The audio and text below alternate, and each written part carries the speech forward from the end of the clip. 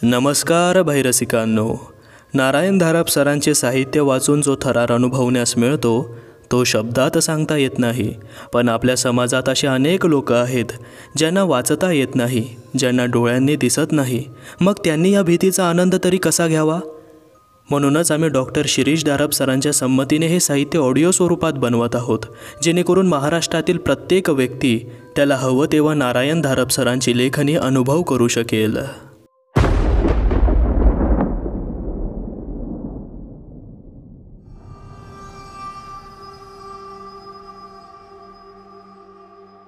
सदावर्त्यांनी दिलेल्या पत्त्यावर गौतम पोहोचला तेव्हा 10:30 वाजले होते. पत्ता तर बरोबर होता, पण घरात एकाही दिव्याचा प्रकाश दिसत नव्हता. तो जेव्हा फाटकापाशी आला तेव्हा त्याला दिसलं, सदावर्ते फाटकापाशीच त्याची वाट पाहत उभे आहेत. माझ्यासाठी थांबला होतात? गौतमने विचारलं. हो, कदाचित मला तुम्ही भित्रा समजाल, पण मला त्याची काहीही फिकीर नाही. एकट्याने त्या बंद घरात जायची काही माझी हिंमत होत नव्हती. इट्स ऑल राईट सदावर्ते, चला, गौतम म्हणाला. सदावर्ते फाटकातून आत गेले. त्यांनी मुख्य दरवाजाचं कुलूप उघडलं. दार आत ढकललं. जरा वाकून उजवीकडे हात करून दिव्यांचं बटन दाबलं. काही क्षण दारापाशीच उभे राहून मग ते आत गेले आणि त्यांच्या मागोमाग गौतमही. आतली खोली हॉल वजा होती.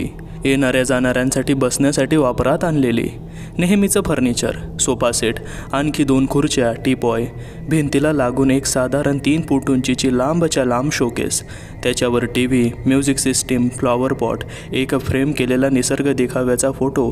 खोलीतच उभे राहून सदावर्ते म्हणाले, ही डावीकडे आमची बेडरूम आहे. स्वयंपाकघर इकडे उजव्या हाताला आहे. समोर गेस्ट रूम आहे. तिथूनच वरच्या मजल्याकडे जिना जातो. वरतीही अशाच 4 खोल्या आहेत. आपण घरातल्या सर्व खोल्यातून एकदा जाऊन येऊ, गौतम म्हणाला, आणि मग तळघराचं पाहूया. दोघेजण आधी तळमजल्यावरच्या खोल्यात गेले.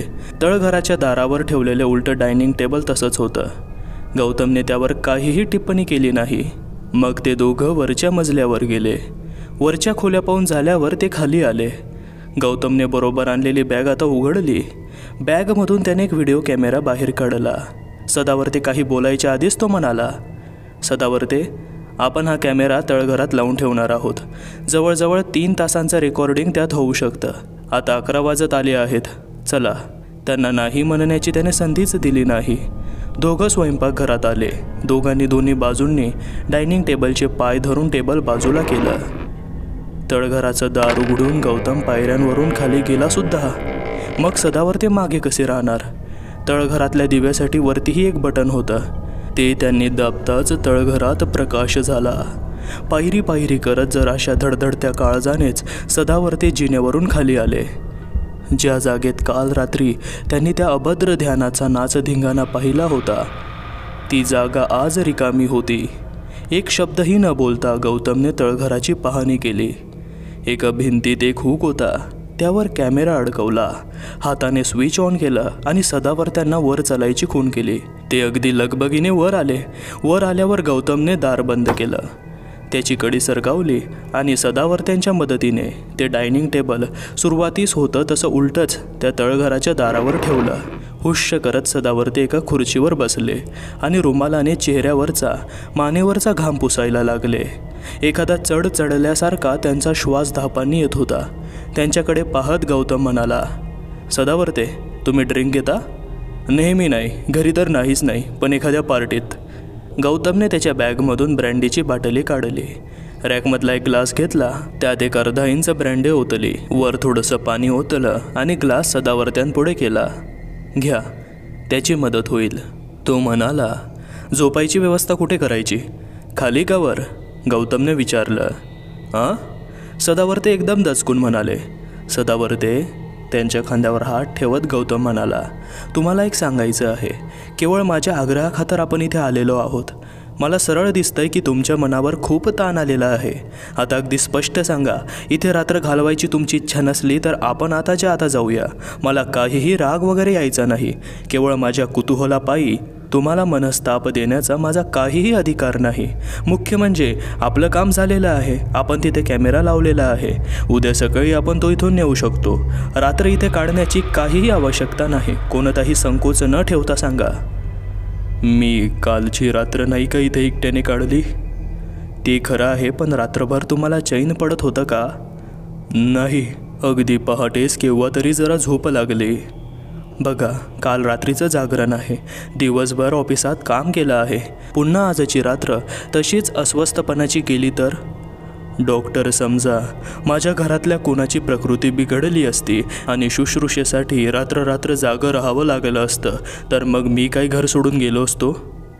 पण हे वेगळंच आहे. नाही, सुनीताचा प्रॉब्लेम नाही का? एका अर्थाने तिच्यासाठीच हा तपास चाललेला नाही का? ठीक आहे, थांबूया आपण इथे रात्रभर. शुअर? हो शुअर. झोपण्याचं काय?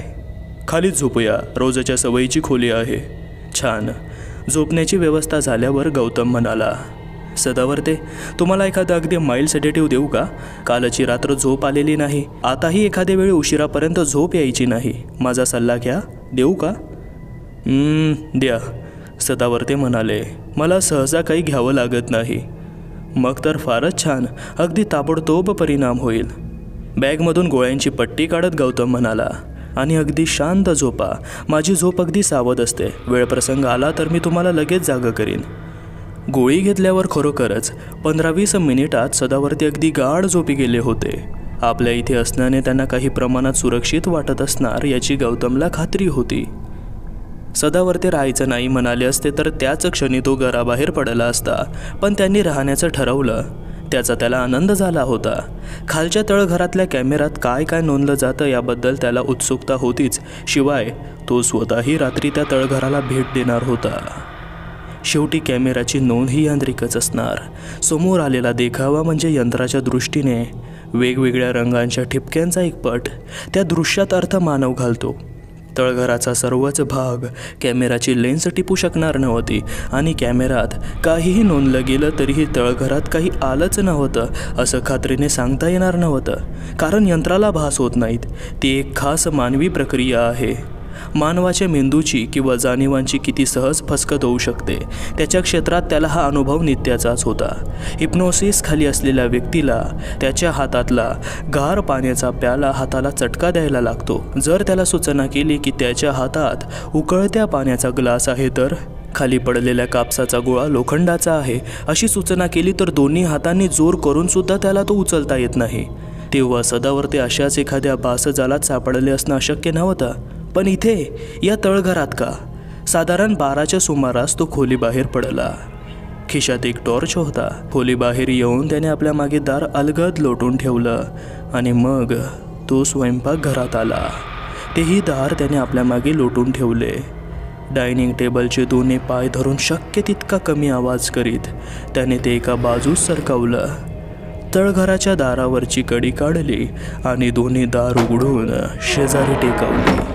खाली प्रकाश तर दिसत होता. आवाज काहीच येत नव्हता. एक पायरी करीत गौतम खाली उतरला. शेवटच्या पायरीवर उभा राहून तो साऱ्या तळघरावरून नजर फिरवित होता.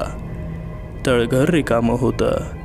तळघराच्या चारी भिंतींवरून त्याने शेवटची एक नजर टाकली. भिंतीवरच्या चित्रासंबंधात सदावर्ते काही बोललेच नव्हते. अर्थात तो विषयही निघाला नव्हता. स्वतःच्याच आणि मुलीच्या प्रश्नाने सदावर्ते इतके अस्वस्थ झाले होते की या साध्या गोष्टी त्यांच्या लक्षात राहणं शक्यच नव्हतं. सदावर्ते कुटुंब पाहता अशी भिंतीवर म्युरल काढण्याची त्यांच्यापैकी कोणाला आवड असेल असं खासच वाटत नव्हतं. तेही जराशा ॲब्स्ट्रॅक्ट शैलीतलं म्युरल. चित्रकाराला चित्रातून काय संकेत द्यायचा होता? गौतम जरा जवळ जाऊन चित्र नीट पाहू लागला. जाड केवळ काळ्या फराट्यांनी काढलेलं चित्र. पुराणातला एखादा मायावी राक्षसच वाटावा असा पसरट चेहरा, फेंदारलेलं नाक, मोठे मोठे डोळे, डोक्यावर केसांच्या जटा आणि अर्धवट हास्यासाठी जरासं वासलेलं तोंड. छाती आणि कोपरापर्यंतचा भाग दाखवला होता. पण माडाच्या बुंद्यासारखी भरगच्च मान, खडकासारखी दणकट छाती आणि पोलादाचा पीळ असलेले स्नायू. प्रत्यक्षात जर असा एखादा राक्षसी आकार समोर उभा राहिला तर पाहणाऱ्याचा श्वासच भीतीने छातीत दडपून जाईल. छे, अगदी घाणेरडा चेहरा, घाणेरडा आकार. गौतम मागे वळला, जिन्यावरून वर आला आणि आपल्या मागे त्याने दार बंद करून टाकलं. वर कडेही घातली. अवजड टेबल पुन्हा दारावर सरकवण्याची त्याला आवश्यकता वाटली नाही. मात्र 4 खुर्च्या त्याने दारावर ठेवल्या आणि आपल्या मागे स्वयंपाकघराचं दार बंद करून घेऊन तो परत कॉटवर येऊन झोपला. सदावर ते गाढ झोपेतच होते. उद्या त्यांना तळघरातलं चित्र दाखवून त्याबद्दल विचारता येईल आणि उद्या त्यांना धीरही देता येईल की तळघरात त्याला काहीही दिसलं नाही. सकाळी गौतमला सदावर्ते जागे होण्याच्या आधीच जाग आली. सूर्य वर आला नसला तरी सूर्योदयापूर्वीचा प्रकाश पसरला होता. सदावर्त्यांना जाग येण्याची वाट पाहत तो तसाच कॉटवर डोक्याखाली दोन्ही हात घेऊन आरामात पडून राहिला. रात्री तळघराच्या भिंतीवरच्या चित्रातला तो जरासा आक्रमक, क्रूर चेहरा सारखा नजरेसमोर येत होता. मनात कल्पना येत होती की असं चित्र रेखाटणाऱ्याची मनोवृत्ती साधी असणार नाही. सदावर्ते जागे होण्याच्या आत पुन्हा एकदा त्या भित्तीचित्रावर नजर टाकावी असा विचार करून गौतम उठला. स्वयंपाकघरात आला. तळघराच्या दारावर ठेवलेल्या खुर्च्या बाजूस करून त्याने दार उघडलं. खाली जाता जाता दिवा लावला. जिन्याची शेवटची पायरी उतरताना त्याची नजर समोर गेली आणि तो जागच्या जागीच खेळल्यासारखा उभा राहिला. समोरची भिंत कोरी होती. नव्याने दिलेला रंग अगदी साफ होता. भिंतीवर चित्रच काय, एक लहानसा डागसुद्धा नव्हता. रातोरात कोणीतरी येऊन त्या चित्रावर रंग फासला की काय. अर्थात ही वेडपट कल्पना मनात क्षणभर सुद्धा टिकली नाही. कितीतरी वेळ तो समोरच्या त्या रिकाम्या भिंतीकडे पाहत होता. आता त्याच्याकडेच असं भिंतीवर चित्र दिसल्याचा भास झाला आहे असं सांगणारा पेशंट आला तर तो त्याचं कसं समाधान करणार होता.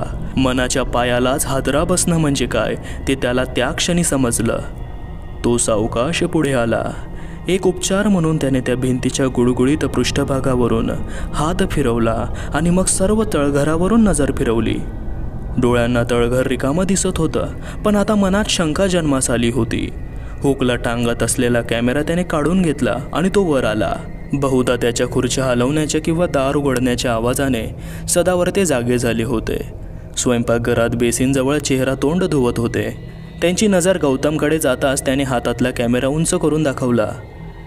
काल रात्री लावला होता ना, तो आणायला गेलो होतो. गौतम म्हणाला. काय म्हणता सदावर्ते, झोप कशी लागली होती? अगदी गाढ. काल रात्री डोळे मिटले ते अगदी आताच्या क्षणापर्यंत. त्यांचा मूड जरासा सावरलेला दिसला. काय, चहा टाकू? टाका ना, तुमच्याकडे VCR असेलच. आहे ना. मग चहा झाल्यावर आपण ही कॅसेट पाहूया, गौतम म्हणाला. सदावर्तेंनी चहा केला खरा, पण त्यांनी यापूर्वी एकदा तरी चहा केला असेल की नाही शंकाच होती. घरातील कामं करायची वेळ त्यांच्यावर क्वचितच येत असेल. VCR वर असतो, आमच्यापेक्षा मुलंच जास्त पाहतात, सदावर्ते म्हणाले. चला. ते ज्या खोलीत गेले ती बहुधा सुनीताची असावी. गौतमने त्याचा कॅमेरा आणि ॲडॅप्टर आणला होता. कॅमेऱ्यातली छोटी कॅसेट मोठ्या कॅसेटमध्ये घालण्याची ती सोय होती.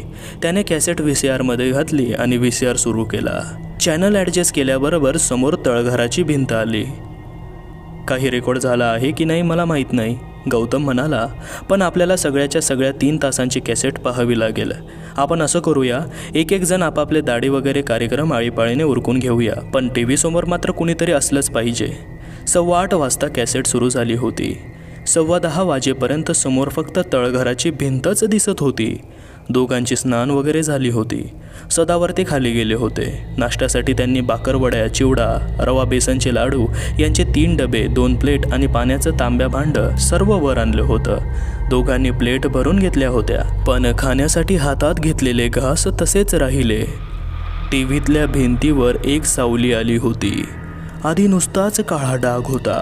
हलत होता म्हणून समजत होतं की कशाची तरी सावली आहे, पण ज्याची सावली होती ते कॅमेऱ्याच्या लेन्सच्या आवाक्यात येतच नव्हतं. मग सावलीचे दोन्ही हात दोन्ही बाजूंना पसरले. मग समजलं की माणसाची सावली आहे आणि मग कशाची सावली तेही समजलं. ते प्रत्यक्ष लेन्सच्या परिघात आलं. पण काय उपयोग? पाहूनही काहीच अर्थबोध होत नव्हता, कारण तेही सावलीसारखंच काळं होतं, चकचकत्या दगडी कोळशासारखं काळं. अगदी पक्के आफ्रिकन निग्रोसुद्धा इतके काळे नसतील. निदान त्यांच्या हाताचे तळवे, नख, डोळे असले तर दात हे तरी पांढरं असतं. काळ्यावर उठून दिसतं, पण इथे हा काळा रंग कोठेही कमी होत नव्हता. ते लेन्समधून दिसायला लागलं तरी वाटत होतं या 2 सावल्याच आहेत. त्यांचा प्रक्षेप करणारं अजून दृष्टीच्या आवाक्यात यायचंय. आणि त्याच क्षणी व्हिडिओ बंद झाला. कॅमेऱ्यातली कॅसेट संपली होती. गौतमने रिव्हर्सचं बटन दाबलं आणि टेप पुरी रिव्हर्स झाल्यानंतर टीव्ही बंद केला. VCR बंद केला. VCRमधून कॅसेट बाहेर काढली. सदावर्ते त्याच्याकडे गोंधळलेल्या, जराशा भयचकित नजरेने पाहत होते. तो तरी त्यांना दोष कसा देणार? त्याची अवस्था त्याच्यापेक्षा वेगळी थोडीच होती. कोठून तरी हे तळघरात उपस्थित झालं होतं. नंतर त्याने तिथे काय काय केलं कळायला काही मार्ग नव्हता. पण तो रात्री तळघरात गेला होता. समोरच्या भिंतीवर त्याला जे दिसलं होतं ते काय होतं? सावली होती. कशाची सावली? हा काय प्रकार आहे डॉक्टर? सदावर्त्यांचा आवाज भयभीत होता. तळघरात काहीतरी वेडावाकडा प्रकार चालत असतो यात शंका नाही. गौतम म्हणाला, पण मी जेव्हा कॅमेरा आणण्यासाठी सकाळी तळघरात खाली गेलो होतो तेव्हा तळघरात काहीही नव्हतं. आणि सदावर्ते, तुम्हासही दाखवायचं आहे की तळघर रिकामं आहे. चला माझ्याबरोबर. आता खाली, तिथे जिथे. हो तिथेच. मी तुमच्याबरोबर आहे ना. एकदा खाली चला, स्वतःच्या डोळ्यांनी पाहून घ्या, मग आपण वर येऊ. मग आपण याच्यावर चर्चा करू. आधी खाली चला. शेवटी त्याच्या आग्रहाला त्यांना मान द्यावाच लागला. तळघराच्या दारावरच्या खुर्च्या त्यांनी बाजूला सरकवल्या. तळघराचं दार उघडलं. ते दोघं तसेच खाली जाणार होते. पण तेवढ्यात गौतम म्हणाला, सदावर्ते थांबा, आपण या दारांवर काहीतरी वजन ठेवूया. वजन? कशासाठी? माझं एक फॅड समजाना. या. एका पालावर त्यांनी 4 खुर्च्या ठेवल्या. दुसऱ्या पालावर डायनिंग टेबलचे 2 पाय ठेवले. आणि मग गौतम, त्याच्या मागोमाग सदावर्ते असे ते खाली गेले. वरच्या प्रकाशित खोलीतून खाली अंधाऱ्या तळघरात आल्या आल्या नजर आंधळीच होत होती. दिवा लागल्यानंतर काही वेळाने नजर साफ झाली. या सदावर्ते, खाली या, एकदा पाहून घ्या. गौतम तळघरात उतरत म्हणाला. शेवटची पायरी सदावर्ते जरा नाखुशीनेच उतरले. पण तळघरात भीती वाटण्यासारखं, अस्वस्थ होण्यासारखं काहीच नव्हतं. चांगली रंगवलेली, स्वच्छ पण रिकामी खोली. समोरच्या भिंतीपाशी जात गौतम म्हणाला, या भिंतीवर ती सावली दिसली होती नाही का? या पहा, इथे काहीही नाही. पाऊल पाऊल चालत सदावर्ते पुढे येत होते. एकाएकी वरच्या स्वयंपाकघरातून काहीतरी पडल्याचा आवाज आला. त्याच्या मागोमाग आणखी काहीतरी पडल्याचा आवाज आला. खुर्ची. गौतमच्या मनात एकाएकी विचार आला. तिसरा खडखडल्याचा आवाज. सदावर्ते चला. त्यांचा हात धरून त्यांना जिन्याकडे ओढत गौतम म्हणाला. आणखी एक आवाज. चौथी खुर्ची. चला घाई करा, गौतम म्हणाला. ते जिन्याची पायरी चढत असतानाच तळघराच्या दाराचं एक पाल दानदिशी चौकटीवर आपटले. त्या मागोमाग खडखड आवाज यायला लागला. दुसऱ्या पालावरचं टेबल. गौतमला वाटलं, सदावर्ते झटपट, घाई करायला हवी. त्यांना हाताने ओढत ओढत त्याने कसं तरी वर आणलं. त्याच क्षणी दुसऱ्या पालावरचं डायनिंग टेबल कलंडून धाड दिशी आडवं पडलं आणि पाल हवेतून गोल फिरून दान दिशी चौकटीवर आपटलं. तळघराचं दार बंद झालं होतं. 4 खुर्च्या एका बाजूला कलंडल्या होत्या. टेबल दुसऱ्या बाजूस कलंडलं होतं. तळघराच्या बंद दाराकडे दोघं स्तिमित नजरांनी पाहत होते. दोन्ही दारांवर जडजड वजन ठेवली नसती तर काय झालं असतं, या केवळ विचारानेच गौतमच्या अंगावर काटा उभा राहत होता. सदावर्त्यांची अवस्था तर शब्दांपलीकडची झाली होती. आडवी पडलेली एक खुर्ची सरळ करून ते खुर्चीवर बसले आणि त्यांनी दोन्ही हातांनी चेहरा झाकून घेतला. गौतम पुढे झाला आणि त्याने तळघराच्या दाराची कडी लावून टाकली. मगाचा दारांवरच्या खुर्च्या टेबल उलथावून टाकण्याचा जोर पाहता ही लहानशी कडी अशा राक्षसी शक्तीविरुद्ध कितपत तग धरेल याची शंकाच होती. सर्वात उत्तम उपाय म्हणजे दारावर लोखंडी पत्रा वेल्डिंग करून पक्का बसवून टाकणे. म्हणजे सदावर्ते कुटुंबाला हे घर यापुढे वापरायचं असेल तर. पण त्याबद्दल त्याच्या मनात शंकाच होती. आणि त्यांना दोष कशासाठी द्यायचा? पत्नी मुलं असलेल्या साध्या कुटुंबाचे ते करते. सर्वांच्या शारीरिक आणि मानसिक स्वास्थ्याची त्यांना काळजी घ्यायला नको का? त्यांच्याजवळ जात त्यांच्या खांद्यावर हलकेच हात ठेवत तो म्हणाला, शॉकच आहे हा, नाही का? शॉक? त्याच्याकडे वर पाहत ते म्हणाले, शॉक? अहो काय भयंकर प्रकार आहे हो. समजा आपण खाली चढकलो असतो तर? एक हात वर करीत गौतम म्हणाला, काहीतरी भयंकर आणि अप्रिय घडलं असतं यात शंका नाही. पण खैर आपण सही सलामत वर आलो. केवळ तुमच्यामुळे दारांवर वजन ठेवण्याची कल्पना कशी काय तुमच्या मनात आली? तुम्हाला तर तळघर रिकामच दिसलं होतं ना? दिसतं तसं नसतं, निदान काही वेळ तरी नसतं सदावर्ते. तो म्हणाला. भिंतीवरची ती काळी सावली तो विसरू शकत नव्हता. आणखीही अनेक चित्र डोळ्यांसमोर उभी राहत होती. सदावर्त्यांना दिसलेली सुनीताची धडपडणारी, हेलकांडणारी विकृत आकृती आणि कॅमेऱ्याने टिपलेला तो अजस्त्र, बेढप पण जबरदस्त काळा आकार. आणि हे भास नव्हते, मानवाचे डोळेच नाही तर कॅमेराची निर्जीव लेन्सही हे आकार टिपू शकत होती. याला भ्रमभास कसं म्हणणार? त्याच्या मनात एक वार येऊन गेलेली कल्पना तीच शेवटी खरी ठरणार होती का? कारण काहीही असो, काहीतरी भलतंच आपल्या साध्या सृष्टीत प्रवेशलं होतं. का, काय, कसं, केव्हा, सर्व एकाहून एक गहन प्रश्न. तो काही या शास्त्राचा अभ्यासक संशोधक नव्हता, तसाच तो काही तज्ज्ञ नव्हता. या बाबतीत अर्थात सदावर्ते त्याला कोणताही सल्ला विचारणार नाहीत, पण विचारलंच तर तो सांगेल, या घरात राहू नका. केवळ सुनीतालाच नाही तर इथं राहणाऱ्या कोणालाही धोका, भयानक धोका होण्याचा संभव होता. हे घर सोडा आणि शक्य झालं तर तळघराचं दार कायमचं बंद करून मगच घर सोडा. माणसाच्या वस्तीला ही जागा योग्य नव्हती. सदावर्ते तळघराच्या दाराला घातलेल्या लहानशा कडीकडे पाहत होते. त्यांच्या मनात काय विचार चालला होता याची गौतमला पूर्ण कल्पना आली होती. ते काही बोलायच्या आधीच गौतम म्हणाला, हो सदावर्ते, ती कडी अगदी तकलादू आहे. या आपण टेबल दारावर सरकवूया. दोघांनी टेबल उलटं करून दारावर ठेवलं. मग चारही खुर्च्या त्या टेबलाच्या पायांमध्ये रचल्या. हात झटकत सदावर्ते म्हणाले, दुसरी जागा मिळेपर्यंत तरी हिच्या बहिणीच्याच घरात राहणार आहे. जरा बऱ्यापैकी जागा मिळाली की तिथे शिफ्ट होणार आणि सामान न्यायला येईन तेव्हा सुद्धा एकट्याने येणार नाही. 4 तगडेगडी बरोबर घेऊन येईन. अगदी योग्य निर्णय, गौतम म्हणाला.